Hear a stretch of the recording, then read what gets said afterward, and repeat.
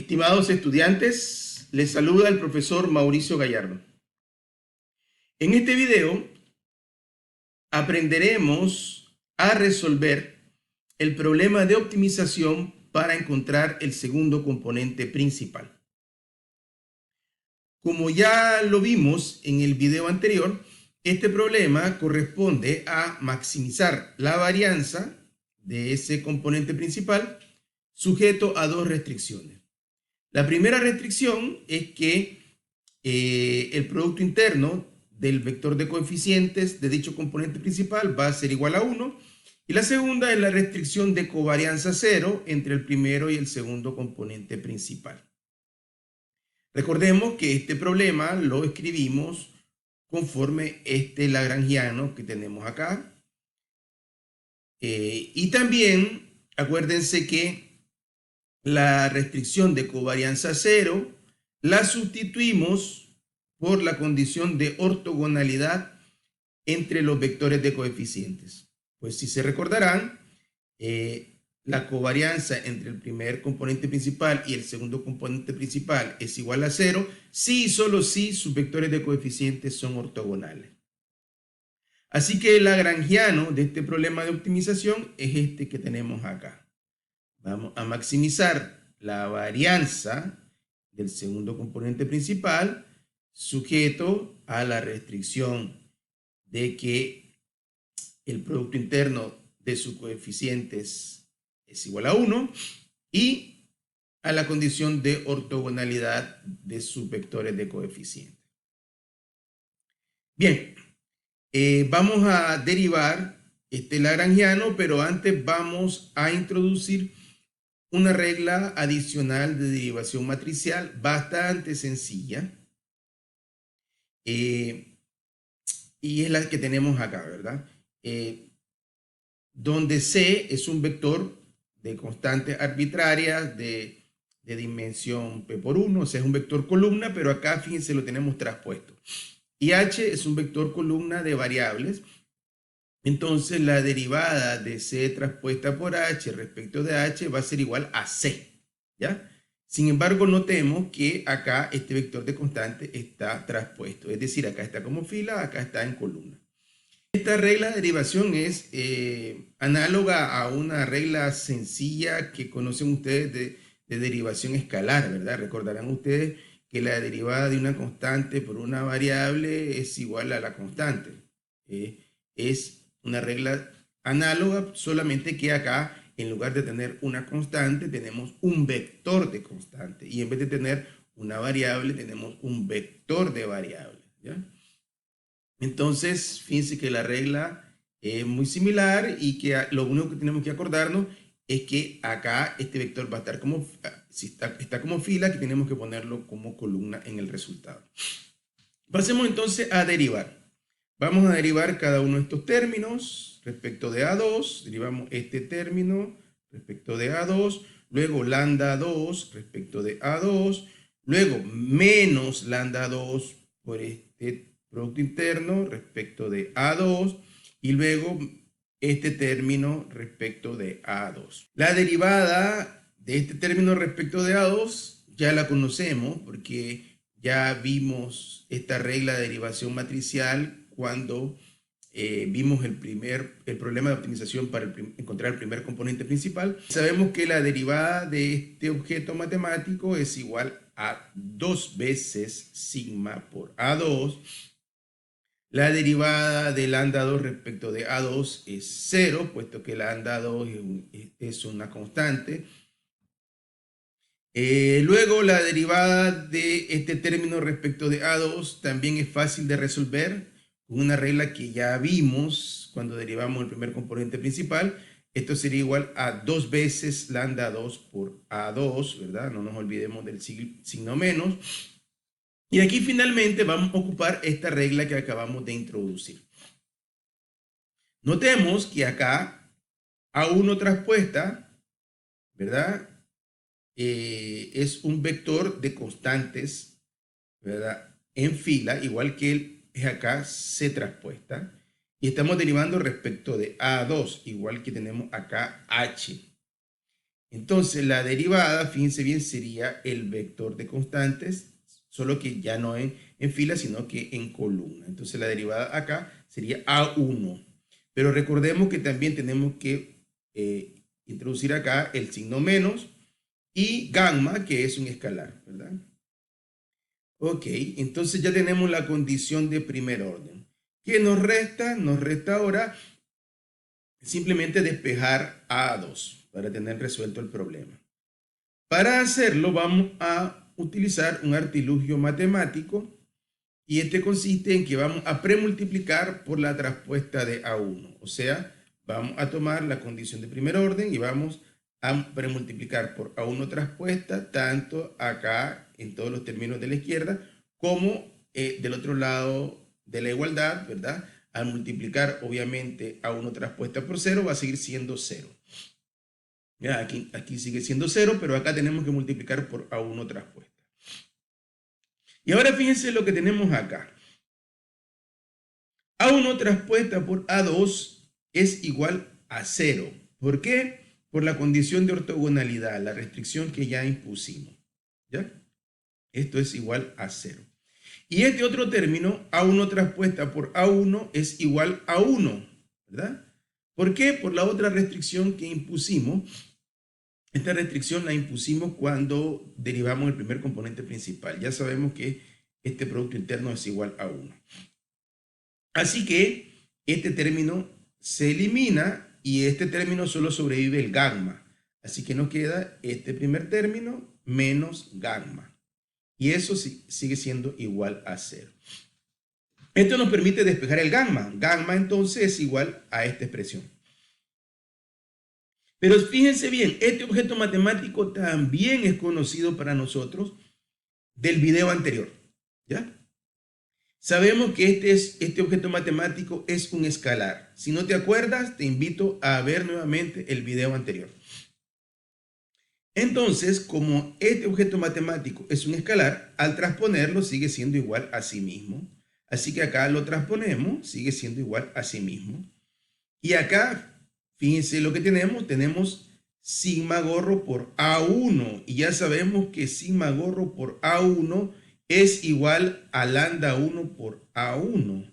Entonces lo que hacemos es sustituir el sigma gorro por A1 por lambda 1 por A1.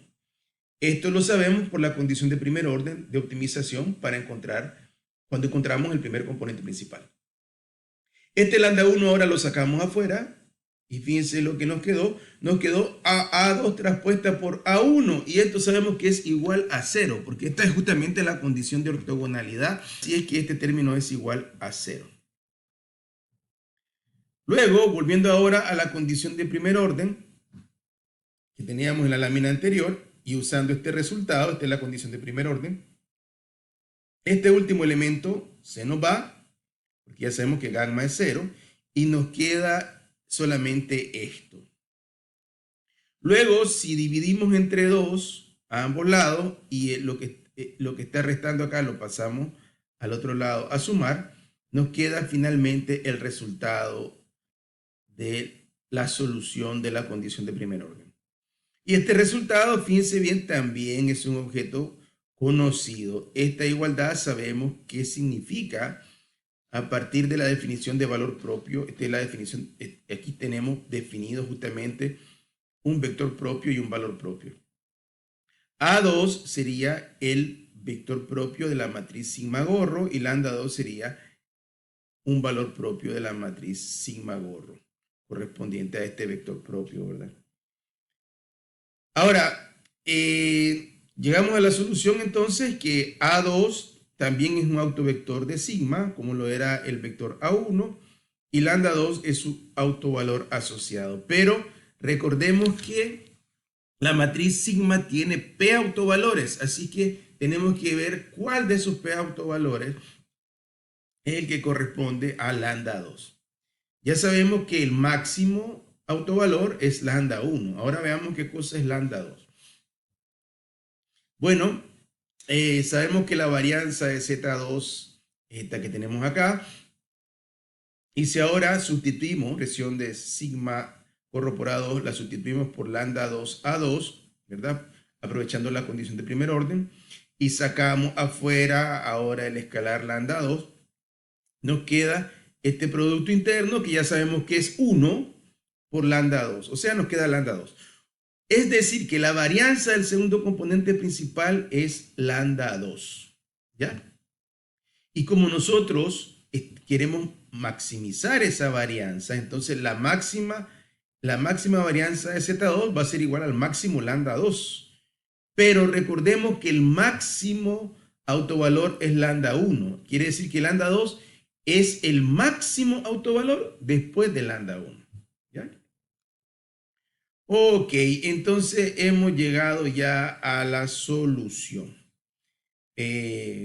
Sabemos entonces que lambda 2 va a ser el segundo mayor autovalor de la matriz sigma. No quisiera entrar en tanto detalle técnico, pero es bueno indicar de que estos autovalores van a ser distintos entre sí. Van a ser distintos entre sí, ya que los autovectores de la matriz sigma van a ser autovectores linealmente independientes. Y si esos autovectores son linealmente independientes, entonces vamos a tener que sus autovalores van a ser distintos. ¿Cómo sabemos que son linealmente independientes? Pues fácilmente, porque nosotros impusimos una condición de ortogonalidad entre los vectores de coeficiente A1 y A2, y sabemos que tanto A1 como A2 son autovectores de la matriz sigma, y si son ortogonales, son independientes, ¿verdad? Obviamente. Entonces, sus autovalores van a ser distintos. Ok. Entonces, hemos llegado ya a un momento en que podemos generalizar ya la solución. ¿Qué encontramos? Si recordarán, el primer componente principal tiene como vector de coeficientes un autovalor de sigma. Un autovector de sigma, que corresponde al mayor autovalor de sigma. Luego, el segundo componente principal tiene como vector de coeficientes A2, ¿verdad? Que es otro autovector de sigma, que corresponde al mayor autovalor después de lambda 1. Así que ustedes ya se imaginarán que sigue sucesivamente. Resulta que si seguimos resolviendo este problema en forma iterativa y encontramos el tercer componente principal, el cuarto componente principal, hasta el pésimo componente principal, vamos a encontrar lo mismo.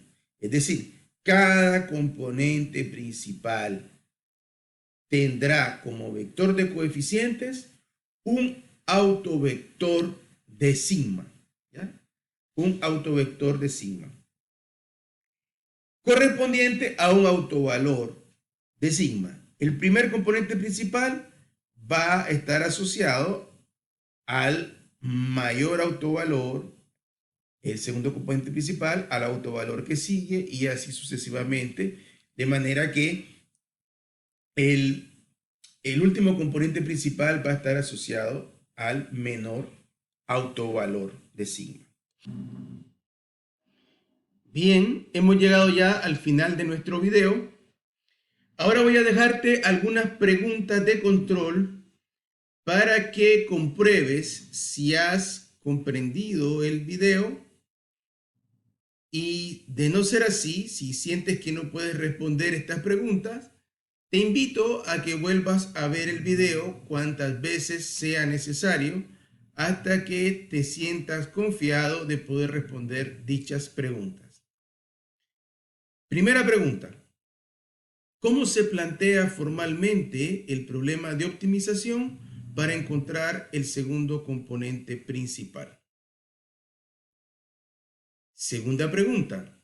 ¿Cuál es la condición de primer orden que resuelve el problema de optimización del segundo componente principal? Tercera pregunta. ¿A cuál de los valores propios de la matriz de varianza-covarianza es igual la varianza del segundo componente principal y por qué. Cuarta y última pregunta. ¿A qué es igual el vector de coeficientes del segundo componente principal? ¿Y el vector de coeficientes del tercer componente principal? Muchas gracias. Hemos concluido nuestro video.